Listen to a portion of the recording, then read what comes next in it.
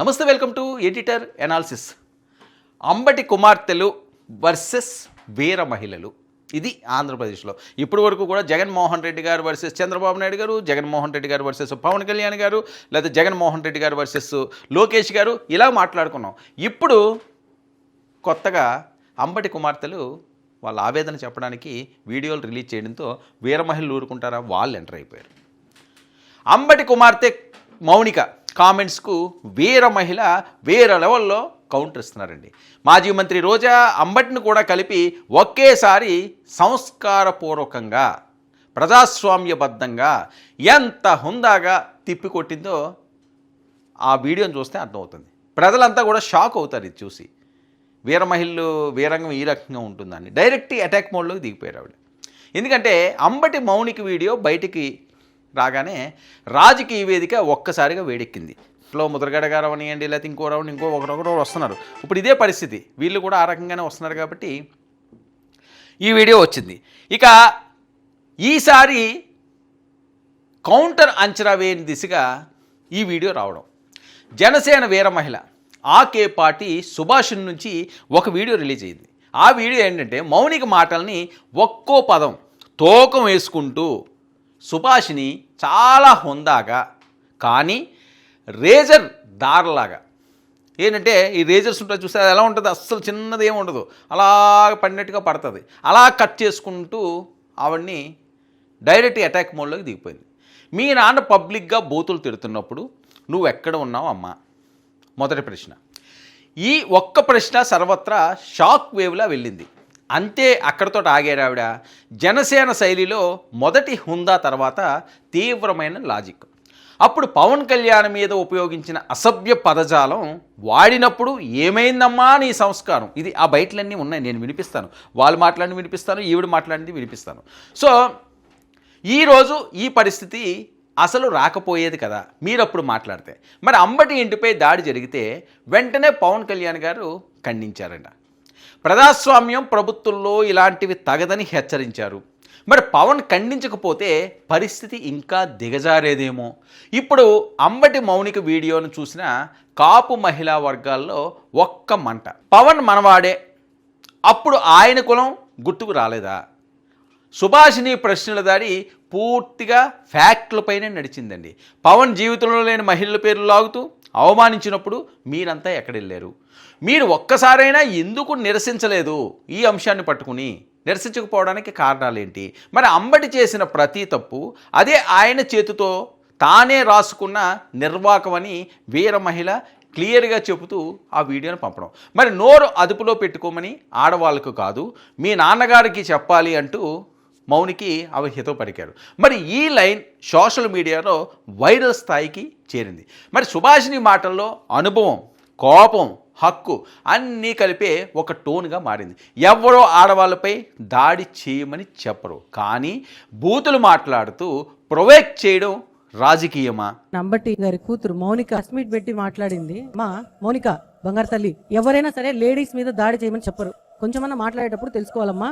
ఈ విషయం మీ నాన్నకు ముందే చెప్పినంటే చాలా బాగుండేది, అసలు పరిస్థితి ఇంత దూరం వచ్చేది కాదు. నాన్న, మనం ప్రజల్లో ఒక ప్రజాస్వామ్యంలో ఉన్నాము, మనం ఇలాంటి మాటలు మాట్లాడితే తిరిగి మళ్ళీ మనకే వచ్చి తగులుతాయి, నోరు అదుపులో పెట్టుకో నాన్న అని ఒక్కసారి చెప్పినంటే ఈ రోజు ఇంత ప్రాబ్లం ఉండేది కాదు. Mounika at the same time వచ్చారు, కాపులు వచ్చారు అని అంటున్నాం. అక్కడ కాపులు కులాలను ఎందుకు తీసుకొస్తున్నారు మీరు?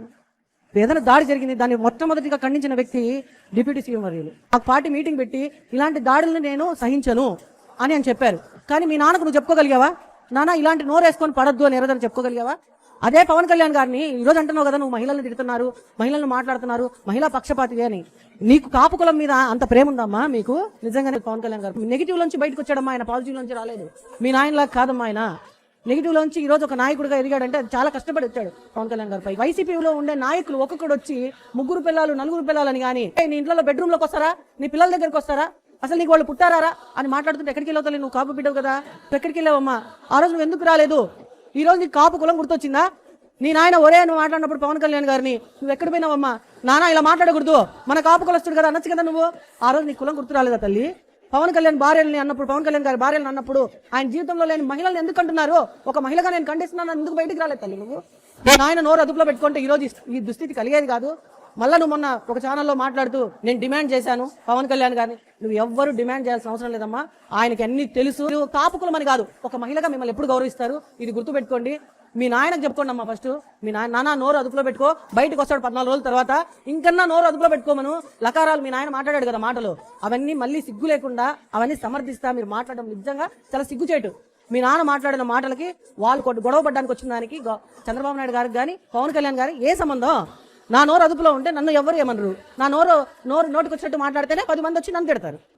అంతేకాకుండా రోజా పేరును కూడా ఆవిడ తీసుకున్నారు. ఎందుకంటే ఈ సుభాషిణి గారు కొంతమంది వీర మహిళలు ఎవరైతే ఉన్నారో వాళ్ళందరూ రోజా గారి పేరు తీసుకోకపోతే వాళ్ళకి ఫుల్ మీల్స్ తిన్నట్టుగా ఉండదు. ఏదో చివరిలో ఏదో కార్డు కానీ మజ్జిగ కానీ వేసుకు తింటారు చూసారు, అన్నీ ఉంటాయి. ఎండ వేసరికల్లా అది ఉండాలి, ఆ ఫ్లేవర్ ఉంటే ఆహా బాగుందిరా ఈరోజు సంతృప్తిగా తిన్నాం అన్నట్టు ఉంటారు. రోజా గారిని తీయాలి, ఎందుకంటే రోజా గారిని కూడా మరి ఆ రోజా గారు వీళ్ళని ఆ రకంగానే మాట్లాడిన పరిస్థితి వాళ్ళు ఆ ప్రాంతం వాళ్ళు. మరి ఇదే పరిస్థితి ఆమెకు రావచ్చని రోజా గారిని ఆదిలోనే భాషను కంట్రోల్ పెట్టుకుని ఉండాలి అన్న కౌంటర్ వైఎస్ఆర్సీపీ జెండాలోని మహిళా నేతలకు నేరుగా హింట్గా మారిపోయిందండి, హిట్ కొట్టినట్టు అయింది. మరి జగన్ మీద విమర్శలు చేశారని నన్ను ఈడ్చుకెళ్లారు. సుభాషిణిని జగన్మోహన్ రెడ్డి గారి మీద ఆవిడేదో మాట్లాడారని చెప్పి ఆవిడ ప్రెస్ మీట్లో ఉండగా ఈడ్చుకుని వెళ్ళారట. మరి అప్పుడు మహిళా న్యాయం ఎక్కడుంది మౌనిక అండ్ సిస్టర్స్ అని అడుగుతున్నారు ఆవిడ. కాబట్టి నెక్స్ట్ ఇంకొకసారి కూడా మా రోజాకు కూడా చెప్తున్నా, ఇదే సంఘటన రోజా కూడా జరగచ్చు. రోజా నువ్వు ఇంకన్నా జాగ్రత్తగా పోతే ఇదే రిపీట్ అవుతుంది నీ విషయంలో కూడా గ్యారంటీగా. నోరు అదుపులో పెట్టుకోవాలని ముందు నుంచి నాకు మరి వీళ్ళ కూతురు వచ్చి మాట్లాడుతుంది కదండి, ఇదే ప్రెస్ క్లబ్లో వచ్చి నేను ఒక ప్రెస్ మీట్ పెట్టి జగన్మోహన్ రెడ్డి గురించి మాట్లాడినందుకు నన్ను ఇక్కడ నుంచి ఈడ్చుకెళ్లారు. ఆ రోజు నువ్వు కాపబిడ్డ నేను గుర్తురాలేదమ్మా నీకు మౌనిక? వచ్చి నా గురించి మాట్లాడచ్చు కదా తల్లి, అరే ఏం చేసిందని ప్రెస్ మీట్ పెడితే 307 పెట్టారా, తప్పు కదా ఒక ఆడపిల్లని అని ఆ రోజు గుర్తురాలేదమ్మా నీకు న్యూస్లు? ఇలాంటివి చాలా చేశారమ్మా, అవన్నీ చూసి మాట్లాడండి. మరి రాజకీయ వేధింపులపై పెద్ద డిబేట్ని తెరపైకి ఈవిడ లాగిందా చాలా స్మూత్గా డ్రైవ్ చేసుకుంటూ. మరి అంబటి రాంబాబు ఇప్పుడు 14 రోజులు రిమాండ్ తర్వాత బయటకు వస్తారు. ఆవిడ మాట్లాడిన మాటలు ఇవన్నీ కూడా. కానీ బయటకు వచ్చిన భాషలో మార్పు లేకపోతే ఈ సంఘటన మళ్ళీ రిపీట్ అవుతుందేమో జాగ్రత్త అంటూ జనసేన మహిళా వర్గాల హెచ్చరిక. ఒక్క సుభాషిణి కాదు, చాలా వీడియోలు ఒకటి వస్తున్నాయి. ఇక మర్యాదగా మాట్లాడితే మేము 10 రెట్లు గౌరవిస్తాం, కానీ బూతులు మాట్లాడితే మాత్రం ఎట్టి పరిస్థితుల్లోనే సహించం. మా కౌంటర్ ఈసారి ఇక్కడితోటి ఆగదు. సుభాషిణి చివరి మాటల వెనుక ఇదే వైబ్. సరే, ఆ రోజు నువ్వు మీ నాన్నను ప్రశ్నించి ఉంటే ఈరోజు ఈ పరిస్థితి వచ్చేది కాదు కదా. మరి మీ నాన్న ఏం చేశారో మీకు తెలియదా?